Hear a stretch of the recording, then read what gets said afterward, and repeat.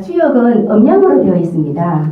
음양, 즉 이렇게 길게 하나로 된 양의 이 상징적인 어떤 그 표식입니다. 그리고 이 짧게 두 마디로 되어 있는 요 음의 상징적인 표식. 그래서 음양이 이제 주역의 의미를 다 말하고 있습니다. 밤낮. 밤은 음이죠. 낮은 양이죠. 남자는요? 양. 네. 여자는 이렇게 그죠? 큰 거는 양. 작은 거는 나온 거는 양. 들어간 것은 뭐 이렇게 그죠? 그리고 뾰족한 것은 양. 둥근 것은 이렇게 항상 음양으로 나눕니다. 뭐가 나 있는 것은 양. 둥글게 뭐가 없는 것은 자, 우리가 나사를 이렇게 쪼을 때도 항상 그죠? 보드와 나트가 있잖아요. 항상 그 음양의 위치가 모든 생활 속에서 다 그게 쓰이는 겁니다. 그래서 이 그 주역, 음양으로 된 이 주역의 위치가 바로 사람이 살고 있는 삶의 위치를 말할 수도 있다, 말하고 있다. 그렇게 생각하시면 쉽고 또 재미있게 여러분들 이 시간을 보내실 수 있을 겁니다. 자, 음양이죠. 음양은 사상을 낳고, 사상은 팔계를 낳고, 이렇게 음과 양이, 즉 남자와 여자가 만나면 아들과 딸을 낳죠. 그죠? 물론 이제 어떤 분은 또 딸만 낳는 사람도 있는데요. 뭐 아들만 낳는 사람도 있는데, 어쨌든 남녀가 만나야지 아들을 낳든 딸을 낳든.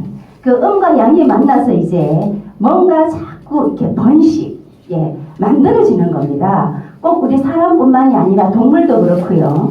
동물도 그렇고 곤충도 그렇고, 그죠? 모든 이 만상은 음양이 만남으로써 어떤 번성이 되고, 또 음양이 만남으로써 그 이치가 계속 유전이 되는 겁니다. 돌고 돌면서, 그죠?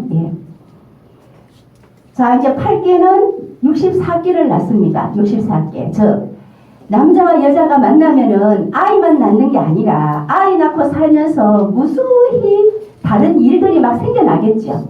그죠? 뭐 기쁜 일도 생기고 나쁜 일도 생기고, 그러한 무수히 생겨나는 다양한 사건 일을 크게 64가지로 나눠놨습니다. 크게. 예를 들어서 돈 빌리러 가는 사람이 있고 돈 받으러 가는 사람이 있겠죠. 그럼 돈에 대한 문제겠죠. 그죠? 받으러 가는 사람이나 또는 빌리러 가는 사람이나. 이렇게 어떤 그 문제 요소를 주역은 64개로 얘기하고, 그 상황 한 개의 괴가 6개의 효로 되어 있습니다. 그래서 6개의 효가 64개를 이루기 때문에 64 곱하기 6 하면은요 384가 되죠. 그래서 384가지의 한 가지가 되는 겁니다. 예를 들어서 여러분들께서 오늘 내가 돈을 받을 게 있는데 이 사람이 예전부터 준다 하면서 아직까지 안 줬어. 그런데 오늘은 준다고 했는데 정말 줄까? 한번 책을 한번 열어봤어. 열어보면은 384가지 중에 한 가지가 오늘 나에게 메시지를 주는 겁니다. 주든지 안 주든지, 안 받아도 기분이 좋든지 받아도 기분이 나쁘든지, 그죠?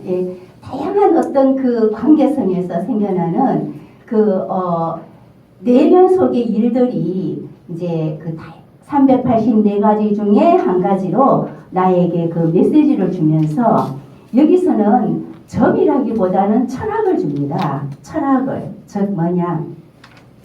자, 어려운 가운데서도 돈을 갚으니까 기쁘게 생각하고 그 사람을 항상 고맙게 생각해라. 뭐 이런 고마운 마음에 대한 철학도 있을 것이고, 못 받으면은 못 받는 대로 그 사람이 정말 어려워서 못 주니까 이해해라. 이런 것도 하나의 철학이 되겠죠. 그런 철학적인 의미가 이 주역책에는 녹아나 있기 때문에 매우 그 인간성을 풍부하게 만듭니다. 인간성을. 아니, 돈도 못 주면서 왜 저렇게 난리야? 막 이렇게 이 마음이 막 조급해지게 만드는 게 아니라, 못 받으면 못 받는 대로, 받으면 받는 대로 이 마음을 넓고 크게 만들어주는 게 이 주역입니다. 그래서 이제 주역은 예를 들어서 성인의 말씀 중에서도 최고의 경서라고 그러잖아요. 최고의 경서. 그리고 이 주역은 사실 종교를 떠납니다. 기독교인도 주역을 배우고 또 불교인도 주역을 배우고 유가의 선비들도 주역을 배우고 이 주역은요 어떤 종교성이나 또는 예를 들어서 자기만이 나는 주역은 절대로 안 봐 이런 사람 외에는 다 통하게 돼 있습니다. 다 통한다라는 거, 종교를 가리지 않는다라는 거 여러분들에게 말씀드릴 수 있습니다. 자, 그래서 이제 64개가 여기 있죠. 64개가 자, 64개가 여기 빨간 점 64개가 자, 6개의 효로 되어 있기 때문에 384효를 이루고 있다. 이제 그렇게 알고 계시고요. 자, 지금까지의 내용이 양음이죠. 양음. 양이 음양을 낳습니다. 양 속에서 음양이 나오고 속에서 음양이 나오고 그죠? 음양이 나오고 그렇게 해서 또 이 속에서 음으로만 된 이 태음 속에서 또 음양이 나오고 이 음양이 섞였죠. 소양에서 음양이 나오고 소음에서 음양이 나오고 그리고 이 태양에서 음양이 나오고 이렇게 해서 자, 1개, 2개, 3개, 4개, 5개, 6개, 7개, 8개, 8개를 이루고 있는 겁니다. 8개. 그래서 이 8개는 또 자연을 상징하고 있습니다. 자, 우리 눈에 뭐가 보이죠? 여기 오면요, 참 경치가 좋아요. 네. 자, 위로 머리를 들면 하늘이 보이죠? 예, 고개를 내리면 땅이 보이죠? 자, 좌측으로 보면은 나무가 보이고요. 우측으로 보면은 물도 보이고, 그죠? 자, 하늘, 땅, 나무, 물. 또 우리가 덥죠? 태양. 그죠? 하늘에는 태양. 뜨거운 태양, 불. 그죠? 불. 이러한 자연을 이루는 그 상징적인 것들이 여기에 8가지로 모여 있습니다. 그래서 8개는 자연을 상징하고 있습니다. 자연을. 자, 우리가 예를 들어서 여러분들께서는 이제 다 여기 할머니, 할아버지들이 많이 계시고요. 또 이제 조금 젊은 아저씨, 아주머니들도 계시겠죠. 며느리나 사위를 볼 때, 우리 이번에 며느리가 좀 우리 아들하고 잘 맞을까? 궁금하죠? 그럴 때 이제 또 주역책을 한번 싹 열어보는 겁니다. 여러분들 크게 전문적인 지식 필요 없습니다. 그냥 책을 한번 열어보는 겁니다. 열어보면서 그 내용을 읽어보는 거예요. 자, 그러면 그게 이제 8개니까 8가지의 자연의 물상입니다. 하늘하고 태양이 만날 수가 있고 하늘하고 물이 만날 수가 있겠죠. 하늘하고 땅이 만날 수가 있겠고 또 땅하고 불하고 만날 수가 있겠고 그죠? 그러한 8개의 상징적인 괴상이 또 8개의 상징적인 괴상을 만나서 8, 8이 64, 64개의 괴상을 일어나는 거죠. 그 중에서 이제 우리 며느리와 우리 아들이 만나는 하나의 괴상을 얻을 수가 있습니다. 그 얻는 거는 이제 여러분들이 책을 펴보면 됩니다. 책을 펴보면. 자, 여기 보면, 자, 요 건깨, 건은 태양입니다. 태양. 자, 요거 다음에. 이렇게 되면 이제, 여기 건깨죠? 건깨는 하늘. 사람으로는 아버지. 그리고 속성으로는 강건하다. 동물로는 말. 신체로는 머리. 또는 방위로는 서북쪽. 계절로는 초겨울. 이렇게. 한 개의 괴상에 다양한 어떤 의미가 거기에 이렇게 함축되어 있습니다. 자, 밤 하면은 음이잖아요, 그죠? 그 음 속에 밤도 들어있고 여자도 들어있고, 그죠? 또 이렇게 들어간 것도 들어있고 음적인 모든 어떤 성질의 것이 다 음에 속한다라는 거죠. 하면은 음적인 것들이 다 거기에 속하기 때문에 이 음의 기상이라는 것이 함축되어 있습니다. 음은 다 음기에 들어가기 때문에요. 자, 그 다음에 여기에 곤께가 있고, 곤에는 여자, 어머니, 그죠? 어머니 또는 여기는 땅이죠. 자, 거는 하늘이요, 곤은 땅이다. 이렇게 해서 하늘은 아버지요, 땅은 어머니요. 자, 아버지는 강건함이요, 어머니는 유순함이요. 자, 아버지 하늘은 말이요, 동물로 비유하면, 어머니 땅은 동물로 비유하면 소, 신체로는 머리, 땅은 배, 이렇게 방위로는 거는 서부, 고는 서남, 계절로는 초가을, 이렇게 다 이렇게 상징하는 어떤 그 의미가 있습니다. 상징하는 의미가. 그래서 이제 나중에 보면은요, 참 재미있습니다. 여러분들 어렵게만 생각하시지 마시고요. 자연의 물상으로 들어간다 생각하시면 만남과 만남입니다. 자연의 물상 속에서 자연과 자연이 만남이죠. 자, 하늘과 물의 만남, 땅과, 그죠? 땅과 여기에 보면은요, 물의 만남. 물이죠. 물, 달. 여기에 불이죠. 불.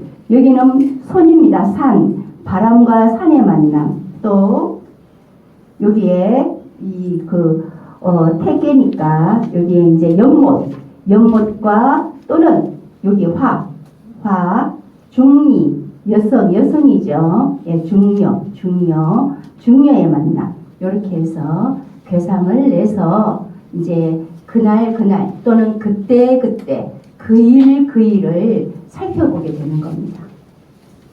자, 조금 이해가시죠? 네. 조금 이해가 안 가시는 분요? 여기 계시는 분은 다 잘 알아들으실 것 같으네요. 네. 재밌죠? 예, 재미있습니다. 자, 이제 이 내용을 글자로 쓰면은 이제 조금 어려워집니다. 왜냐하면 이 글자가 아주 옛날 책이기 때문에 다 한자로 되어 있어요. 그 한자로 되어 있기 때문에 어려운 거지, 이제 한자를 의미로 풀어서 여러분들에게 설명드리면 어려운 게 없습니다. 오히려 재미가 있죠. 예. 자, 우리가 우리 태극기잖아요. 이 태극기가 바로 우주 자연의 이치를 나타내고 있다. 음양과 그리고 하늘, 그죠? 하늘, 땅, 물, 불, 이렇게 하늘, 땅, 물, 불 8개 중에서도 8가지의 궤 중에서도 하늘, 땅, 물, 불 요 4가지의 괴상이 중심입니다.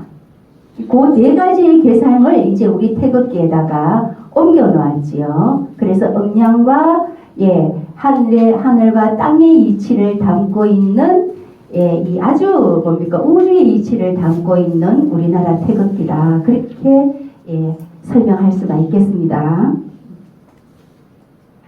자, 태극기는 건곤, 감리 4개의 이 개와 음양의 동정. 음양은 항상 움직입니다.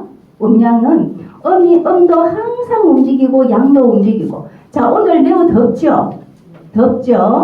이 더운 여름이 갑자기 왔습니까?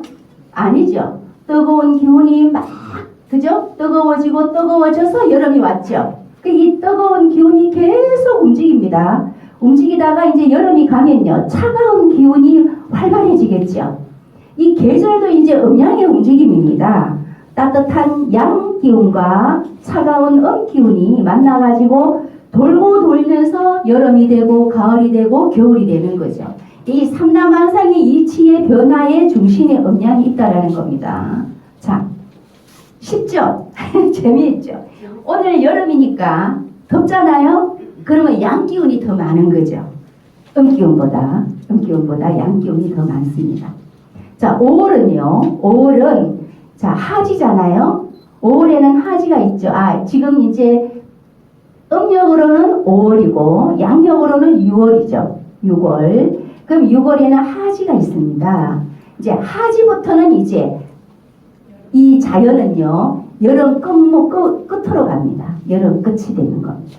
하지가 넘으면은 여름 끝이 되면서 음기운이 활발해집니다.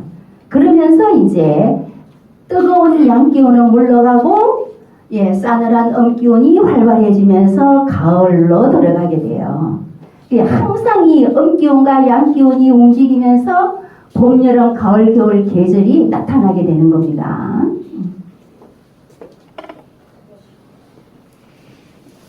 자, 이제 앞에서 우리가 건개가 자연의 물상이 물상과 만난다라고 했을 때 하늘과 하늘이 만나면 그럴 수 있겠죠. 하늘과 하늘이 만나면 하늘이 거듭 만났기 때문에 거듭 중자를 써서 중천근이라 하죠. 중천근. 이렇게 중천근. 위에도 하늘, 아래도 하늘이 되겠습니다. 위에도 하늘, 아래도 하늘. 자, 위에는 우리는 상계라고 그러고요. 아래는 학계라고 부릅니다. 그러면서 자, 노부죠. 그리고 아래도 노부. 노부는 연세가 많이 드신 우리와 같은, 우리 할아버지 같은, 저와 같은. 저는 이제 노모에 들어가겠죠. 노부. 자, 이 노부는 이제 여러분들 어떻습니까? 우리 할아버지들. 이제 젊었을 때와 연세가 조금 들었을 때가 다르시죠. 이제 할머니들을 대할 때 젊었을 때는 화를 내시고 어때요? 막 위험으로 대하셨지만 이제 연세가 드시면요 조금 풀이 꺾이죠. 그렇기 때문에 이제 음기운이 생겨나는 겁니다. 양기운이 가득 차면 음기운이 생겨난다. 음기운이 가득 차면 양기운이 생겨난다. 그래서 노부가 되면은요 이제 할머니한테 질 때가 됐습니다. 그리고 할머니는요 이제 양기운이 생겨나고 할아버지는 음기운이 생겨나기 때문에 할아버지가 할머니한테 조금 기가 죽어 있을 수가 있습니다. 조금 여러분들 참고해 주시기 바랍니다. 그것은 자연의 이치다 이렇게 생각하시면 되겠습니다. 자, 하늘과 하늘이 만났습니다. 하늘과 하늘이 만나면 이제 거듭 만났다. 상계, 하계가 똑같이 하늘이 만났기 때문에 하늘이 거듭 만났어요. 여기에 보면 자강불식입니다. 가장을 생각하시면 됩니다. 가장은 한 집안의 생명을 책임지고 있기 때문에 쉴 사이가 없죠. 그 가장의 책임 역할을 우주의 움직임에다가 비유를 했습니다. 즉, 이 우주가 지구가 돌아가다가 멈추면 안 되죠. 지구가 돌아가다가 멈추면은요, 어떻게 되겠습니까? 이 지구가 완전히 멸망하는 그때일 겁니다. 만약에 지구가 돌아가다가 멈춘다라면 지구가 멸망하는 그때라는 거죠. 한 집안의 가장이 움직이다가 만약에 직장에 떨어지고 움직이지 않으면은요, 그 가족의 생계가 위협을 받죠. 그 똑같은 이치라고 여기서는 말하고 있습니다. 주역에서는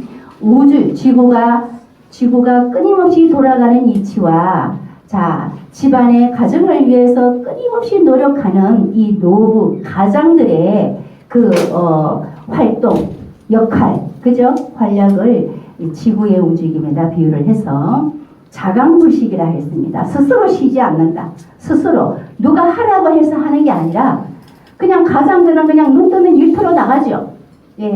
그냥 누가 뭐 어떻게 말을 해서가 아니라 그냥 스스로 나가는 겁니다. 지구가 돌아가는 것처럼 그냥 스스로 저절로 일터로 나가죠. 그것처럼 자강불식이다. 쉬지 않는다라고 했습니다. 쉬지 않는다. 그래서 여기서 하늘에서 부여받은 기운을 누가 막을 수 있겠는가? 자, 가장들의 그 책임은 하늘로부터 부여받았습니다. 집안의 생계를 책임지라는 그렇기 때문에 누가 시키든 안 시키든 상관없이 그냥 쉬지 않고 일을 하는 겁니다. 뭐처럼? 지구처럼 그렇게 생각하시면 이 중천근의 위대함, 가장의 위대함, 남성의 위대함 이렇게 우리가 이 중천근으로 그 의미를 살펴볼 수가 있겠습니다. 자, 이제 중지곤. 그러면 여성은 그러면 위대하지 않은가? 하늘이 위대하면 그냥 땅은 자동적으로 위대해지는 거죠. 자, 하늘이 바람이 불어야지 땅에는 가을이 오는 거죠.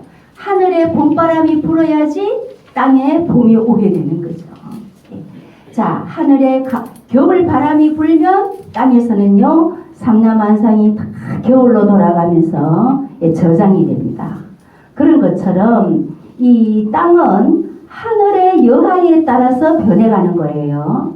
자, 그래서 중지곤이다. 이렇게. 자, 상계도 곤, 학계도 곤. 그래서 중지곤입니다. 자, 중지곤은 상하계가 모두 대지를 나타내는 상이고요. 어머니의 온순함으로, 유순함으로 만물을 포용하고 길러낸다라고 했습니다. 자, 하늘에 의해서 변화가 일어나면은 땅은 거기에 대해서 만들어지는 것을 길러내는 역할을 하는 것이 자, 이 땅의 역할이다. 이제 그렇게 말하고 있고요.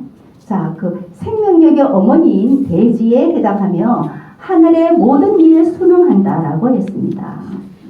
자, 그래서 후덕재물이다. 후덕재물. 여성은 덕이 앞서죠. 자, 여성은 후덕해야 된다라는 거예요. 왜냐? 예, 이 재물을 실어 나르기 때문에요. 그래서 이제 우리가 며느리를 볼 때도 잘 봐야 된다. 복 있는 며느리를 봐야 된다. 여성은 후덕해야 된다. 그렇게 말을 하잖아요. 예, 그것이 이제 이 곤계의 후덕재물입니다. 뭐처럼 두터워야 되느냐? 땅처럼 두터워야 된다. 땅은요, 우리가 몇 백천까지 지어도 땅은 아무 말 안 하죠. 아무리 깊이 파고 들어가도 땅이 무슨 말 안 하죠. 그런 것처럼 이 땅의 두께라는 것은요, 이 어머니의 후덕함과 같다라고 얘기합니다. 그만큼 여성의 후덕함은 만물을 길러낸다 이렇게 비유하고 있습니다. 자, 그래서 자, 중지곤이다. 곤계가 거듭됐습니다. 중지곤입니다. 어머니의 후덕함을 말하고 있습니다. 그 후덕재물 이렇게 했습니다. 자, 이제 건계, 곤계를 했으면 천지창조에서 우리가 성경에서 어떻게 얘기하죠? 성경에서 빛이 있으라 뭐 그렇죠? 예. 근데 이제 이 주역에서는요. 자, 하늘과 땅이 열리면서 술에 둔 비가 내립니다.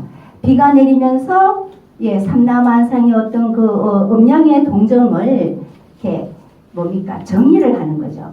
자, 밝고 가벼운 기운은 위로 올라가서 하늘이 되고 무겁고 혼탁한 기운은 내려가서 땅이 되는 거죠. 그 하늘과 땅이 개벽 열리면서 이제 꿀에 번개가 치고 비가 오면서 이 땅이 새싹이 돋아나게 되는 겁니다. 새싹이 돋아나게 되는 이 수레등께입니다. 수레등께. 자, 물과 번개, 우레, 물과 우레입니다. 자, 수레등께 창세경륜입니다. 세상이 열립니다. 이제 창세경륜. 이 창세경륜은요 또 어떻게 비유되냐면은요 우리가 그 탄생의 어려움을 얘기합니다. 세상이 생겨나는 어려움, 아이가 태어나는 어려움 이렇게 얘기하죠. 아이가 이 세상에 태어나는 것이 세상이 열리는 것과 같다라는 거예요. 그렇죠? 그죠? 자, 아이가 어머니 뱃속에서 나오면은 세상이 열리죠. 아이 입장에서 아이의 입장에서 세상이 열리는 것처럼 자, 이 우주도 물과 비가 또는 번개가 치면서 이제 세상을 여는 그 과정에 있는 겁니다. 그래서 어려움, 아이도 태어나기 어렵고 아이를 낳기도 어렵죠. 그죠? 그 어려움, 탄생의 어려움, 창세의 경륜, 수레등께다 이렇게 얘기하면 됩니다. 시작의 어려움이다 이렇게 얘기합니다. 시작의 어려움. 그럼 이 시작의 어려움은 어디까지 확장되느냐? 자, 우리 아들이 사업을 하려고 해. 사업을 하려고 하는데 사업하려고 하는 거는 사업을 시작하는 거죠. 그 시작하는 데 있어서 수레등께가 나오면은 이 시작이 어렵겠구나를 아는 거예요. 아시겠죠? 거기에 대한 내용은 여러분들이 집에 가셔서 쭉 한번 읽어보시면 이해하십니다. 여기에 자, 하늘과 땅이 열리면서 세상이 창조되니 경영하여 다스리라 라는 계사를 가진 계입니다. 창세경륜. 자, 여기에 양과 음이 교감하여 만물이 태동하고 소생하니 탄생과 시작의 고통을 의미한다. 뭔가 하나 시작하기 쉽지 않죠. 우리가 가게 문을 하나 열더라도 그저 허가 내야 되고 물건 받아야 되고 돈이 돌아가야 되잖아요. 가게 얻어야 되고 뭐든지 이 시작한다라는 것도요 쉽지 않습니다. 그 시작한다라는 게 이제 아이를 낳는 시작, 이 지구가 이 하늘과 땅이 열리는 시작, 같이 맞물려가면서 그 어려움의 고통을 함께 이야기하고 있는 겁니다. 그래서 이제 자연의 이치로 인사로 들어갑니다. 자연의 이치로 인간관계의 일로 미루어 보는 것이 주역이다. 이렇게 알고 계시면 되겠고요. 그러면 우리가 이렇죠. 우리가 아이를 보면은 아이고 그 아이가 크지는 않았지만 조그마한 아이가 엄청 생각이 깊어. 그죠? 그러면 아이고 저거 나중에 크면은 큰 인물 되겠는데. 그죠? 예, 큰 인물 될 때까지 안 살아봐도 어렸을 때 알죠? 하는 거 보면 그죠? 그거와 같습니다. 꼭 세월을 지나보지 않아도 이 괴사를 탁 보면은요, 그 의미가 탁 내 머리에, 내 귀에 울려주는 겁니다. 내 귀를 울려주고 내 머리를 신선하게 만들고요. 그래서 앞일을 내다보게 하는 거죠. 자, 3년 후에 내가 어떻게 될까? 3년 후에 내가 살아있을까? 만약에 이제 몸이 많이 아프신 분이 아유 내가 10년 후에도 살아있을까? 알고 싶을 때 주역책을 탁 열어보면은 거기에 이제 뭐 내용을 읽다 보면은 본인이 어떻게 살아야 되겠다, 어떻게 마음가짐을 가져야 되겠다라는 그런 메시지가 이러한 내용으로 다 정리되어 있습니다. 이렇게 정리되어 있습니다. 그러면 이제 마음이 달라지죠. 삶이 달라집니다. 자, 이제 산수문입니다. 산과 물이 만났습니다. 산과 물이 만났습니다. 산과 물이 만났습니다. 산께는 산, 학께는 물. 산과 물이 만나서 몽이 됐습니다. 산수몽. 몽께는 어릴몽입니다. 자, 우리가 앞에 수레둔 탄생의 어려움이라 했죠. 아이가 탄생했습니다. 탄생하자마자 바로 크나요? 아니죠. 신생아, 유아기 또는 아동기를 거치면서 조금씩 자라나죠. 그래서 이 산수몽께는요, 태어나서 어렸을 때의 어릴몽자입니다. 한자로 들어가면은 어렸을 때의 모습을 얘기하고 어렸을 때는 어떻게 길러야 되는가를 이야기하고 있습니다. 그래서 이 주역은요, 사회적으로, 교육적으로, 경제적으로 또는 인간 심리적으로 또는 자연적으로 종합되어 있습니다. 자, 이 산수몽께는 교육적 의미가 들어 있습니다. 우리가 아이를 낳으면 그냥 크나요? 아니죠. 씻고 닦고 입히고 학교 보내고 뭐 또 가해시키고 그죠? 그리고 또 가정교육을 또 시키잖아요. 밥 먹을 때 뭐 잠잘 때 그죠? 항상 그 어린아이는 가르쳐야 됩니다. 어린아이는 요즘은 어머님들이, 젊으신 어머님들이 아이들의 개성을 중요시해서 그냥 하는 대로 냅두는잖아요. 조금 그것은 문제가 있습니다. 이 주역에서는요, 아이를 끊임없이 가르치라고 되어 있습니다. 끊임없이. 매질을 하라가 아닙니다. 뭐 매질을 하면서 가르쳐라가 아니라 알아듣는 대로 못 알아듣는 대로 끊임없이 가르쳐야 됩니다. 이 산수몽, 어렸을 때는 가르쳐라 교육적 의미가 있습니다. 자, 여기는 어떠세요? 과행육덕입니다. 과행육덕. 뭐냐?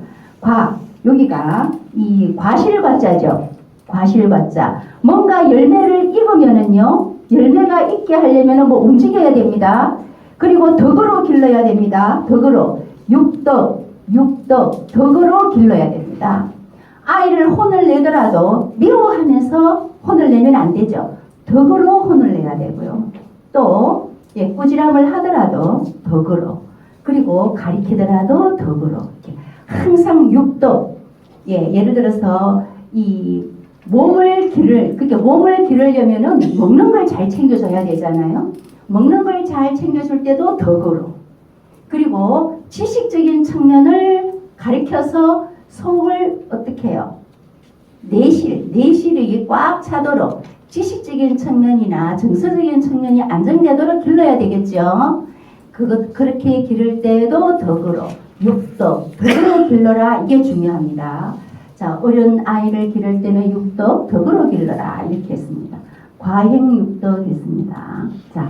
자, 이것은 이제 산이에요. 산. 여기는 산으로 되어 있죠. 여기는 산입니다. 산 아래 물입니다. 산 아래 물. 자, 아이가 태어나서 길러지는 것을 산 아래 물을 비유했습니다. 산 아래 물은 바다로 가는 데까지 얼마나 길이 멀죠? 그죠? 산기슭의 물이 바다까지 가려면은 엄청난 고난, 산도 넘어야 되고 바위도 넘어야 되고, 그죠? 또 웅덩이가 있으면 기다렸다 흘러야 되고, 그죠? 그 바다로 가는 게 쉽지 않습니다. 그것을 아이가 길러서 어른이 되는 것으로 비유를 했습니다. 자, 그래서 산기슭에서 물이 솟아납니다. 오염되지 않은 샘물의 상입니다. 을이다. 이렇게 했습니다. 자, 몸은 몽매한, 아무것도 모르죠. 그래서 아무것도 모르는 아이가 1,000원을 훔쳤어. 그냥 서랍에 있는 걸 내가 갔어. 1,000원을 내가 갔는데 많은 내가 간 것처럼 아이를 막 죽도록 패면 안 되죠. 자, 몽매하다, 모른다라는 겁니다. 모른다. 그냥 있으니까 가지고 간 거지. 그게 뭐 훔쳤다, 도둑질이다 이런 걸 모르는 겁니다. 그러나 바로 잡아야 되겠죠. 그래서 항상 잘못한 만큼은 혼내야 되는 거예요. 잘못한 만큼. 그것이 중요합니다. 이 주역은요. 자, 판사들도 공부합니다. 판사들도 이 법조인들도 주역을 공부합니다. 왜? 범죄자들이 죄를 지은 만큼 벌을 줘야 되는 겁니다. 아까처럼 제가 아주 조그마한 죄를 지었는데 벌을 왕창 씌워버려. 예를 들어서. 그러면요. 너무 억울하죠. 주역을 공부하면은 적정 기준을 찾아갈 수 있습니다. 적정 기준. 내가 너무 심해. 너무 심하면은 퇴과죠. 너무 심한 것은 퇴가 불급. 모자라는 것보다 못해. 그죠? 그거와 마찬가지입니다. 항상 그 적정 기준을 찾아 들어가게 사람을 이 폭넓게 만드는 것이 이 주역이다. 그렇게 생각하시면 주역의 학문적 가치를 더 여러분들이 느낄 수 있겠죠. 네. 자, 산수몽, 그 다음에 수천수입니다. 자, 요 물입니다. 책에 다 있습니다. 그죠? 그리고 요 아래는 하늘입니다. 하늘 위에 물입니다. 하늘 위에 물. 하늘 위에 물요. 하늘 위에 물은 어떤 겁니까? 구름이죠. 구름. 자, 비가 되어 내려오기 전에 상입니다. 하늘 위에 물은 구름이 되겠습니다. 그랬을 때 요즘은 과학이 발달이 돼가지고 막 기계를 돌려가지고 구름을 모아가지고 비를 내리게 하나요? 예전에는 하늘의 구름이 비가 되어 내려올 때까지는 사람이 어떻게 할 수가 없었습니다. 아마 과학이 발달된 지금도 비를 만들어 내리게 하는 것은 한계가 있다고 봅니다.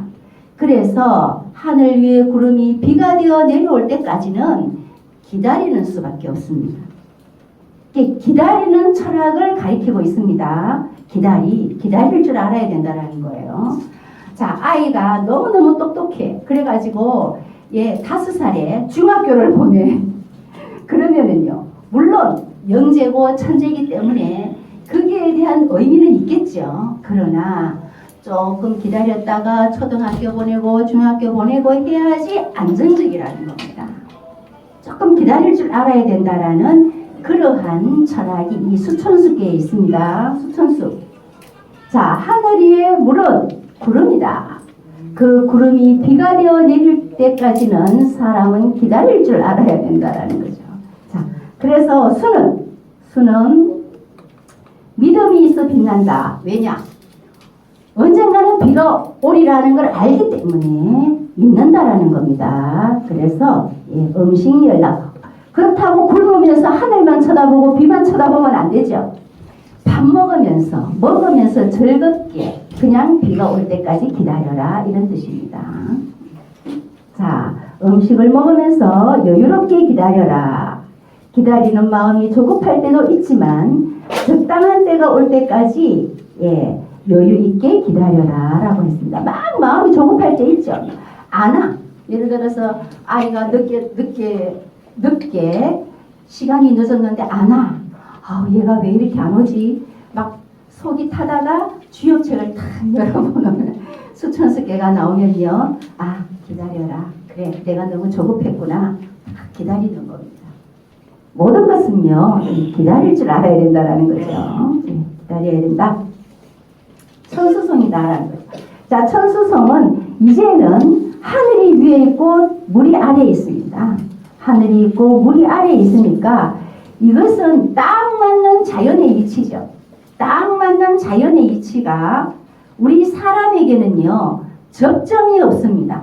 만나고 예를 들어서 다툼이 있어야지 뭔가 해결책이 나타나는데 그래 니 잘났어? 그러면 나도 잘났어. 안 만나 안 봐. 그러면 어떻게 돼요? 영원히 결별의 관계가 끊어지게 되는 거죠. 아니 너 나와봐. 할 말 있으면 해봐. 하고 나도 이렇게 말을 하다 보면은요. 서로가 어때요? 거기에서 해결책이 나오죠. 그래서 이 천수성은요. 너는 너대로 나는 나대로 하늘은 하늘대로 물은 물대로 만나지 못하는 겁니다. 그래서 해결책이 없습니다. 자, 만나지 못해서 해결책이 없을 때는 소송이죠. 너는 너대로 잘났고 나는 나대로 잘났고 나도 할 말 있고 너도 할 말 있고 그러다 보니까 서로 잘나가지고요. 어떤 해결책이 없습니다. 그것이 소송입니다. 그랬을 때는 누구를 찾아가죠? 변호사를 찾아가고 법조인을 찾아가죠. 그것이 이제 대인을 찾아가는 겁니다. 대인. 제가 너무너무 억울해요. 한번 들어보세요. 내 말을. 대인에게 얘기하죠. 대인에게 얘기하면 대인께서 또 들어보시다가 그래? 그러면 또 상대방의 얘기도 한번 들어보는 겁니다. 그러면 이제 니는 네 입장은 이렇고 B의 입장은 이렇고 그러면 이제 대인은 거기에서 서로 간의 입장 차이를 얘기하면서 해결책을 찾을 수 있겠죠. 그 대인을 만나라가 되어 있습니다. 송은 송사의 기미가 있다. 다툼의 기미가 있는 겁니다. 다툼의 기미. 무슨 일을 만들고 꾀하려 할 때는 상황 판단을 잘해야 된다. 송사는 이겨도 저도 모두 힘들게 하므로 이겨도 안 하느니만 못하다. 송사는 끝까지 가지 말라가 답입니다. 끝까지 가면 이겨도 망하고 저도 망하고 이렇게. 그럼 뭡니까? 대인을 찾아가서 의논을 하는 거죠. 의논. 그것이 이제 작사모시입니다. 그런데요, 참 이 주역이 신비로운 게 내가 고민이 있어. 내가 고민이 있는데 이 고민을 누구한테도 말을 못하고 어떡하나 걱정하다가 책을 탁 열어보면요. 내 고민의 그 괴가 탁 나와요. 참 아주 신비롭습니다. 그래서 이게 몇천 년이 지나도 오늘날 우리 앞에 이 펼쳐지는 이 주역이 되는 겁니다. 참 신비롭습니다. 자, 지수사는요, 이제 땅 아래 물입니다. 땅 아래. 요 상계가 땅이죠. 하계는 물입니다. 물. 땅 아래 물은요, 이 땅 속에 물이 뭡니까? 많이 다니겠죠. 그럼 우리가 그 샘을 파서 끌어올리면 우물이 되겠고요. 펌프가 되겠고, 그죠? 이 지수사는요, 땅 아래 흐르는 물을 가지고 우리에게 전하는 철학이 있는 겁니다. 땅 아래 흐르는 물. 땅 아래 흐르는 물은 여기 육민육중입니다. 육민육중. 이것은 뭐냐면요, 아무것도 아니야. 땅 속에 있는 물을 퍼올리지 않으면요, 그 쓰임이 없는 겁니다. 땅 속의 물은 아무리 많아도 우리가 퍼올려서 쓸 때에 그 쓰임이 있는 거죠. 그렇죠. 그것을 이제 사람에다 비유를 했습니다. 군대. 우리 아들도 군대를 갔다 왔는데 논산 훈련소 갈 때는요, 아가 찌질이처럼 저게 군인이 될 수 있을까? 그죠? 아유, 걱정이 이만저만이 아닙니다. 근데 한 달 있다가 뭐 일병 계급장 달아주러 가니까 완전히 다른 겁니다. 완전 군인이 돼 있는 겁니다. 그 길러내는 겁니다. 아까 육도 덕으로 길러내라고 했죠. 예, 그 쓰임이 없는 아무것도 아닌 그 한 남자아이를 쓰임이 있는 군인으로 길러내는 육중 이렇게 얘기했습니다. 그래서 땅 아래 있는 물은 끄집어 올려서 우리가 쓰지 않으면 그 가치가 없는 거죠. 그것처럼 사람도 훈련을 시켜서 군인으로 만들지 않으면 군인이 되지 못하는 거지만, 자, 훈련을 시켜서 군인으로 만들면 군인이 되어버리는 것. 그것이 땅속에 있는 물과 같다라는 겁니다. 사람을 훈련시켜서 쓰이게, 우리에게 유익하게 쓰이는 그 사람의 인간의 교육을 땅속에 흐르는 물에다 비유를 했습니다. 그렇게 해서 용민육중 이렇게 얘기했습니다. 용민육중. 군대는 한 사람 두 사람이 아니죠. 물이죠. 물이 중자입니다. 우리가 스님을 옛날에는 중이라고 얘기했죠. 그죠? 스님을 옛날에는 중이라고 얘기했는데요. 그 중자가 물이 중자입니다. 한자로 이중자입니다. 이중자. 그래서 스님들은 절에서 무리를 지어서 살기 때문에 중이라 얘기했고요. 그러면은 군대도 무리가 모여서 살기 때문에, 예, 무리가 모여서 군대를 형성하죠. 그래서 무리를 기른다. 육중 이렇게 했습니다. 무리를 기른다. 자, 여기에 자, 평범한 백성을 훈련시켜 전쟁을 수행할 수 있는 군사로 길러냅니다. 우리 금방 이렇게 있다가 군사로 뭐 군인으로 나가라 하면 우리 못 나가잖아요. 그죠? 예. 그런 것처럼 군사를 길러낸다는 것은 땅속에 흐르는 물을 끌어올리는 고된, 예, 어려운 과정과 같다. 그래서 어린아이를 쓰면 안 된다. 군인으로 어린아이를 쓰면 안 되죠. 이슬람은 막 8살, 9살짜리를 갖다가 총을 주면서 막 뭡니까? 훈련시키고 하잖아요. 그러면 안 된다라는 겁니다. 이 지수사께는요, 어린아이를 군사로 쓰면 안 된다라는 게 이 책의 내용에 들어있습니다. 참, 정말 이 뭡니까? 지혜로우시죠. 다 큰, 예, 청년을 군인으로 길러라. 이렇게 되어 있습니다. 자, 그 다음에 이제 수지비입니다. 수지비는요, 자, 상계가 물이고요. 자, 하계가 땅입니다. 땅 위에 흐르는 물이죠. 아까 지수사는요, 땅 밑에 흐르는 물이었죠. 지금은요, 수지비, 땅 위의 물입니다. 땅 위의 물. 그럼 땅 위의 물은 그러면 뭐냐? 건국친후입니다. 건국친후는 태평시대가 오고 있다. 항상 물은 물로만 흐르지 않죠. 항상 땅을 의지해서 흐르죠. 물이 흐를 때는 땅이 패이죠. 그죠?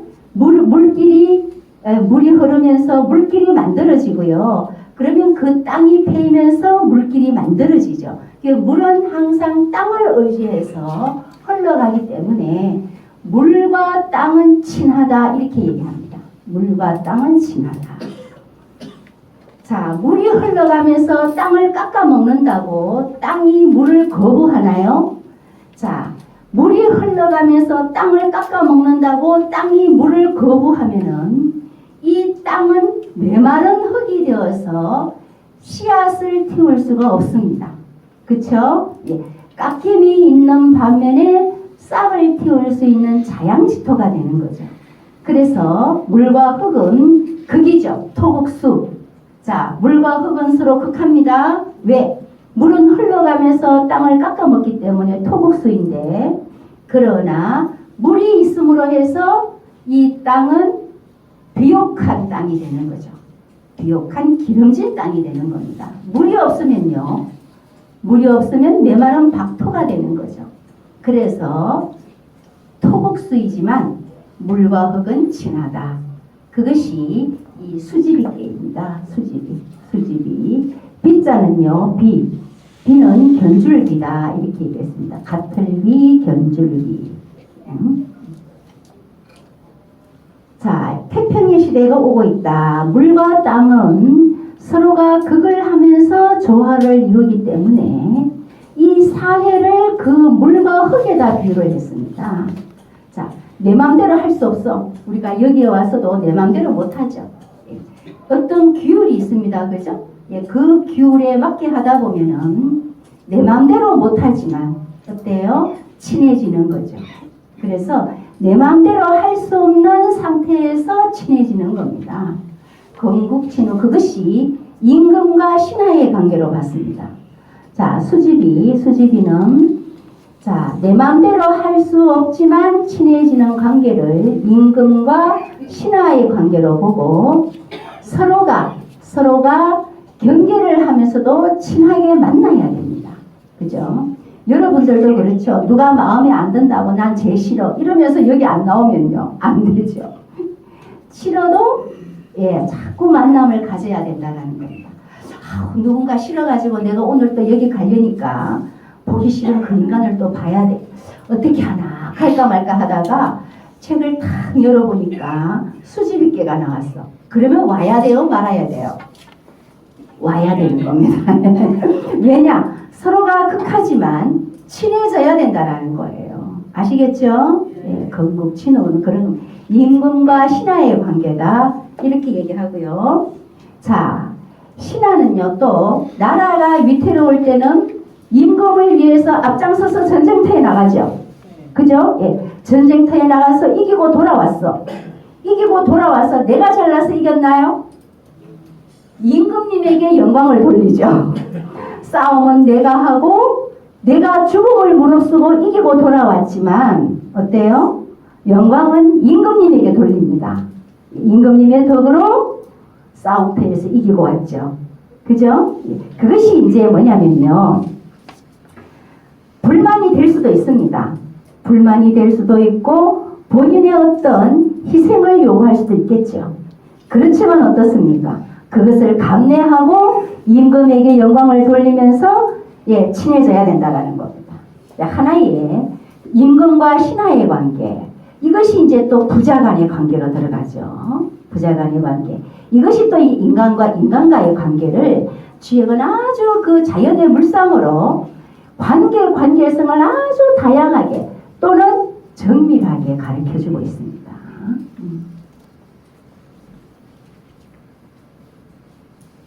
자, 그 다음에는 이제 풍천소축입니다. 풍천소축. 자, 풍천소축. 야, 상계는 바람이고 하계는 하늘입니다. 자, 바람과 하늘이 만났습니다. 소축.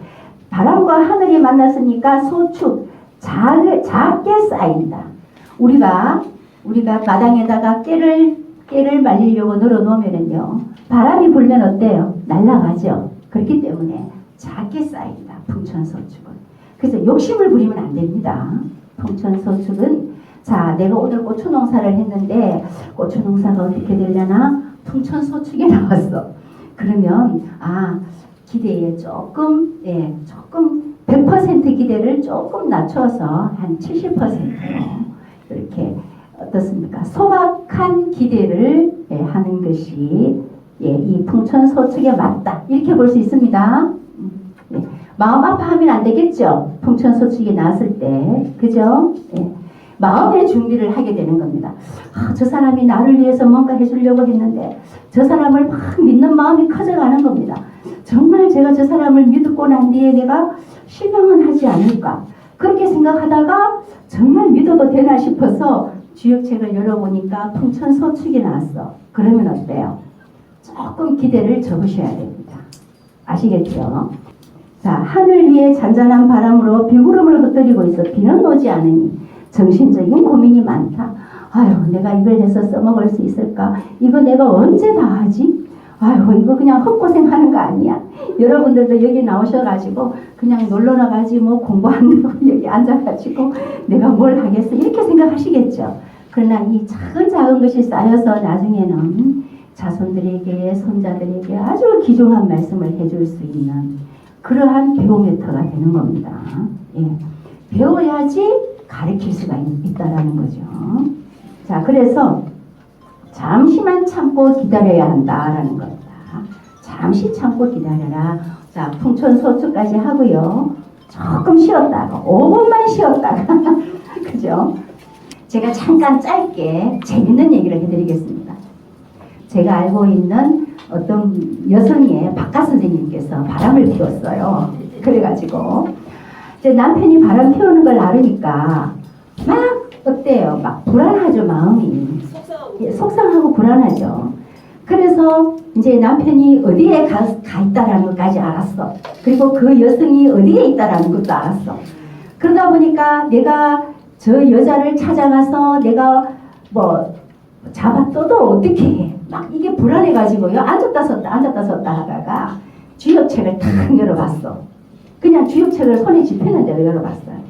그랬더니 거기에 내용이 가면 흉하니 가지 말라고 나왔습니다. 가면 흉하다고.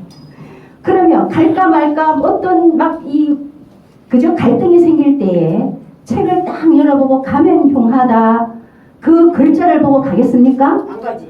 안 가고 이제 입을 덮어쓰고 누워 있는 거죠. 그 나중에 보니까 안 간 게 잘 된 거죠. 예, 그 어떤 개인에 있어서의 순간순간에 갈등이 생길 때에는 이게 부모처럼 일러준다, 스승처럼 일러준다, 주역책이.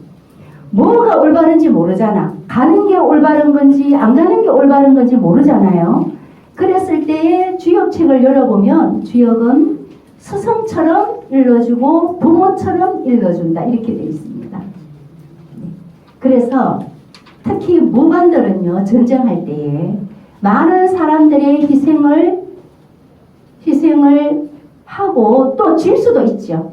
그죠? 그래서 희생을 적게 하고 이겨야 되고 또 상대방의 전술을 모르잖아요. 적의 전술, 적의 상황, 그 적의 전술, 적의 상황을 이 주역으로 아는 거죠. 굉장히 이 고민이 많을 때에 도움을 주는 것이 주역입니다. 그래서 정치인들, 그죠? 지도자들, 리더하는 사람들, 이런 사람들이 이제 꼭 필요한 게 주역이죠. 그러면 우리 평민들은 그러면 주역이 필요 없냐? 아니죠. 우리 평민들도 아이를 키우면서 살아가면서 어떤 일들이 막 굽이굽이 생기잖아요. 그럼 이럴 때는 어떻게 해야 돼? 저럴 때는 어떻게 해야 돼? 막 갈등이 생기고 누군가에게 붙잡고 물어봐야 될 때에 이 주역책을 여는 겁니다. 그러면 이제 이 주역책은 말 그대로 전개 그대로 그 내용을 탁 열어보는 그 순간 내 마음이 탁 나타나는 거예요. 선생님, 저기 풍천소축이라는 예. 교사성어가 저기 어떤 용어예요? 소축. 자, 바람과 하늘이 만나면 소축이다 이렇게 돼 있죠. 그러면 그 소축은 누가 썼는가? 주나라의 문왕이 계명을 붙였습니다. 그럼 주나라의 문왕은 아주 옛날 고대 하나라, 은나라, 주나라가 내려오죠. 그 주나라의 문왕과 그리고 문왕의 둘째 아들 주공이 괴사를 붙이고 효사를 붙이고 해서 오늘날의 이 주역이 생겨나게 된 거예요. 그러면 이제 왜 바람과 하늘이 만나면 왜 소축이 됐는가? 그죠? 지금 그 내용을 우리 선생님께서 알고 싶어 하시는데요. 그거는 우리가 이 저세상으로 가서 문왕에게 물어봐야 됩니다. 여기에 대해서 아무도 알아내서 지금 오늘날의 학자도요. 풍천하면 소축이다. 그 내용 안에서 연구를 하지 왜 풍천이 소축이냐는 연구를 못하고 있습니다. 왜? 문왕을 못 만나서. 제가 묻는 말씀은 그런 뜻이 아니고 네. 지금 선생님이 설명하시는 그 부분은 알아듣겠는데 네. 이 책에서 수집이 이 저런 용어가 교사성어인지 아니면 그냥 주역에서 그냥 학자들이 지으신 아니 용어인지 문왕이 지었는 거예요. 문왕이 그냥 이거는 공식입니다. 공식이라고. 예, 공식입니다. 문왕이 그냥 물과 땅이 만나면 비다. 이렇게 문왕이 붙여놨습니다. 이건 공식입니다. 우리가 주역을 공부해도 이 공식부터 시작합니다. 물과 땅이 만나면 비다. 그 수지비, 풍천소축 여기서부터 시작합니다. 왜 풍천이 만나면 바람과 하늘이 만나면 소축이 되느냐? 그거는 이제 문왕이 붙여놨기 때문에 문왕만이 아는 겁니다. 그런데 우리는 이제 공부를 하면서 느끼는 게, 문왕이 여기에다 소축을 붙여놓은 이유를 알게 되는 거죠. 이유를 알게 되는 겁니다. 풍천소축. 예. 그 이유를 이제 공부하면서 알게 되는 거예요. 자, 풍은 5번째죠. 자, 이제 풍천소축으로 가서, 자, 풍천소축 어떻습니까? 여기에 개상이. 잠시만 참고 기다려야 하는 징조다. 이렇게 있습니다. 그러면 이제 가다가 사고를 당했어. 어떻게 보면 우연이죠. 그러나 그 사고로 인해서 어떤 사람은 보험금을 왕창 받더라고. 그죠? 여러 가지 경우가 생기는 겁니다. 그때 자신이 어렵고 힘들 때에 이 주역 속에서 하나의 길을 찾을 수 있고 마음의 위안을 삼게 되는 거죠. 그리고 마음을 넓게 가지고요. 자, 이제 10번째는 천택입니다. 이제 여러분들 제가 64개 끝까지 안 해도, 그죠? 64개 끝까지 안 해도 제가 여러분들 지금까지 설명드린 내용을 참고로 해서 집에서 열어보면 어떻습니까? 예, 도움이 되겠죠. 다, 예? 384호. 그래서 이제 저는 여러분들하고 지금 1시간 20분 만나잖아요. 예, 1시간 20분 동안에 뭐 장황하게 늘어놓으면 어때요? 실력이 없는 강사지. 그죠? 예. 1시간 20분 동안에 아주 알차게 여러분들이 쉽게 이 주역을 삶에 도움이 될 수 있을 정도로 배워가면은요, 저는 성공입니다. 그죠? 그렇지만 이제 또 더 배우고 싶은 분은 또 더 배우는 길로 들어서야 되는 거죠. 아시겠죠? 예. 자, 천택리는 요 심리 발불리자입니다. 발불리.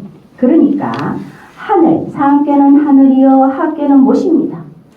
자, 하늘이 위에 있고 못은 아래에 있죠. 그러면 이제 그 못에는 하늘이 비칩니다. 목물에 하늘이 비치죠. 예, 하늘이 비칩니다. 자, 계상. 하늘과 못이 만나 하늘이 못을 제압하는 상이다. 그래서 여기에 보면 변정민지, 어떻습니까? 백성을 보면서 임금이 내가 어떻게 나라를 다스렸는가를 알 수 있다라는 거예요. 내가 백성을 잘 다스렸느냐 못 다스렸느냐를 무엇으로 알 수 있죠? 백성을 보면서 아는 거죠. 백성을 보면서 내가 잘 다스렸느냐 못 다스렸느냐를 알게 되는 겁니다. 잘 다스렸으면은요, 백성들이 자유롭고 배부르게 편안하게 살겠죠. 그죠? 자, 나는 잘 다스린다고 했지만 백성이 불편하고 못 먹고 못 살면 그건 못 다스린 거죠.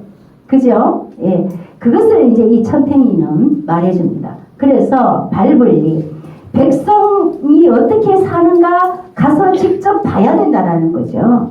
천택리는 발불리 변정민지라 해서 백성을 살펴보라는 겁니다. 직접 가서. 자, 백성은 배고프면 밥을 주기를 원하고 추우면 따뜻하게 해주기를 원하는데, 그렇다고 해서 달라는 대로 다 줄 수는 없죠. 임금이라고 해서 백성이 달라는 대로 다 줄 수 있나요? 다 줄 수는 없습니다. 자, 굶어 죽지 않을 정도는 줄 수 있겠죠. 달라는 대로, 해달라는 대로, 임금이 백성이 원하는 대로 다 해줄 수는 없습니다. 그렇기 때문에 그렇다고 원하는 대로 모두 들어줄 수는 없으니 질서와 예의의 기본을 두고 다스려야 한다는 겁니다. 그죠? 자, 내가 한 달 동안 먹고 살 거를 줄 테니까 너는 한 달 동안 열심히 일해서 네가 먹고 살아야 돼? 이렇게, 그죠? 이렇게, 예, 아주 이렇게 뭡니까? 계속 본인의 힘으로 살아갈 수 있도록 길을 열어줘야 되는 거죠.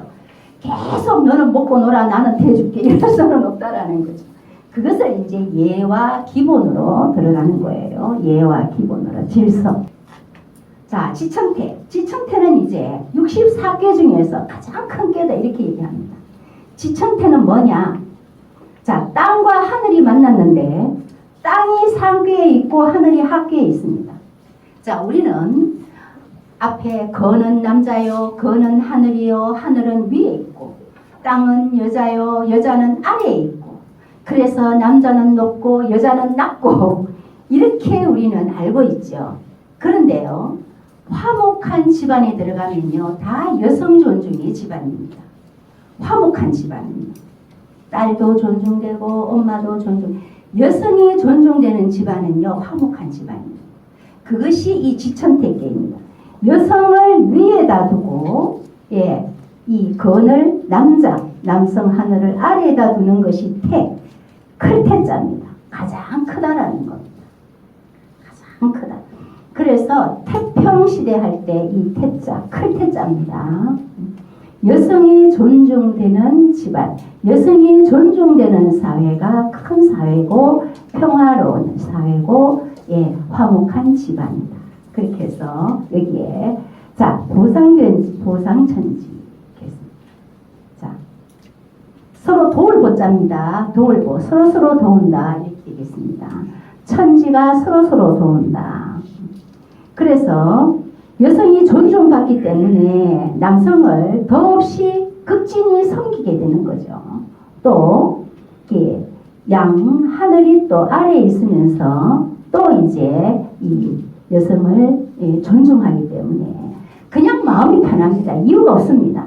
이 집안에 여성이 존중받으면요, 그냥 우리 엄마들 어떻습니까? 그냥 마음이 편하지. 이유 있습니까? 그죠? 예. 그냥 남편이 그냥 좀 다소곳한 좀 따뜻한 말 한마디만 하면 어때요? 그냥 뭐 모든 게 다 긍정적으로, 예, 변하게 되는 거죠. 이제 그런 어떤 의미를 말하고 있습니다. 보상천지. 자, 땅과 하늘이 화합하는 상인데요. 노부와 노부의 원만한 부부 생활입니다. 아래에 있는 천기와 위에 있는 지기가 화합하여 삼남한상이 그냥 태평합니다. 예. 음이 위에 있다는 것은 소외된 계층을 잘 돌보는 것이며, 또 양이 아래에 있다는 것은 힘 있는 지배 계층이 아래로 내려가는 겁니다. 자, 지천태. 그 다음에는 이제 천지비. 아까 지천태하고요, 이 천지비하고는 반대입니다. 이 지천태는 땅이 위에 있죠. 예, 이 천지비는요, 하늘이 위에 있습니다. 그래서 자, 남성이 권위적으로 땅 보고 뭐 물도 와, 담배 갖고 와 이렇게 하면요, 하다가 다 하기 싫어져 버리죠. 그러면 이제 이게 화목한 집안에서 멀어지는 겁니다. 약간 이 지배계층, 힘 있는 자의 이 조금 배려를 말하고 있는 겁니다. 그래서 여기에 보면 태평한 시대는 가고, 예, 비색한 시대가 왔습니다. 자, 그래서 이 노부와 노무가 겉으로는 감싸며 서로 순종하는 것 같지만 속으로는 소통되지 않아 서로 배반한다. 권위적이면은요, 돌아서면서 어때요? 예, 그렇지요. 예, 조금 권위적인 그 어떤 그 면을 조금 내려놓으면 화목한 집안이 된다. 이렇게 설명할 수가 있습니다. 자, 여러분들 끝까지 안 가도 아시겠죠? 네. 끝까지 안 가도 오늘은 꼭 저녁 드시고요. 저녁 드시고 꼭 한번 읽어보시기 바랍니다. 그러면 여러분들의 삶에 엄청난 도움이 되실 겁니다.